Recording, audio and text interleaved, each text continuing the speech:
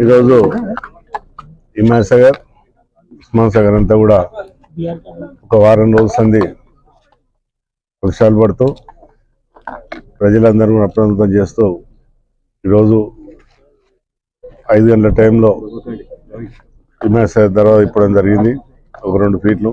ఎందుకంటే రాత్రిపూట పెద్ద వర్షాలు వచ్చి చెరువులు నింతే చుట్టుపక్కల ఉన్న వాళ్ళకి అంత ఇబ్బంది అవుతుందని చెప్పి ముఖ్యమంత్రి గారు ఆదేశాలు ఇచ్చి దీని త్వరలోనే ప్రజలకు ఇబ్బంది కాకుండా చూసి మెరిపోవాలని చెప్పి ఈరోజు మనందరం తోలేయడం.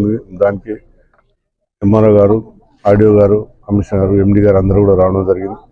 ప్రజాప్రతినిధులు అందరం కూడా రావడం జరిగింది. ముఖ్యంగా ఏంటంటే ఈరోజు ప్రజలందరూ కూడా సంతోషంగా ఉంటేనే ప్రభుత్వం సంతోషంగా ఉంటుంది. ఆ విధంగానే బట్టి ముఖ్యమంత్రి గారు ఈరోజు మీరందరూ కూడా చూసి పొద్దున్న నుంచి కూడా అందరూ కూడా ముసినది ఎవరైతే ఉన్నారో వాళ్ళందరూ కూడా అప్రమత్తం చేస్తూ మీరందరూ కూడా ఎక్కడ ఉన్నా బంధుకు ఉండాలి, ఏదైనా ఇబ్బందులు ఉన్నా మీకు ఫంక్షన్లే కానీ అవన్నీ కూడా చూసి అధికారులు కూడా అందరూ కూడా ఎక్కడ ఇబ్బంది లేకుండా పెట్టారనే ఆలోచనతో ఉన్నారు. అందుకని ఈరోజు ఇంత మంచి కార్యక్రమం పాల్గొనడం చాలా సంతోషం. ప్రతి సంవత్సరం కూడా చూస్తున్నారు మీరు. ఎప్పుడైనా ఒక మంచి ప్రభుత్వం, మంచి నాయకులు ఉన్నప్పుడు వర్షాలు పడుతూనే ఉంటాయి మనం చూస్తున్నాం.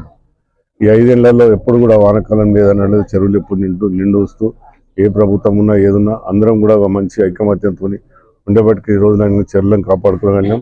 ఇది ఇక్కడనే కాదు, మొత్తం తెలంగాణ వ్యాప్తంగా నిజంగా తెలుగు రాష్ట్రాల్లో మొత్తం కూడా అంతా కూడా నిజంగా కూడా ప్రజలు ఎంతో ఇబ్బందిలో పడుతున్నారు. కానీ వర్షాల వల్ల ఎంతో ఇబ్బంది కూడా ఉన్నది.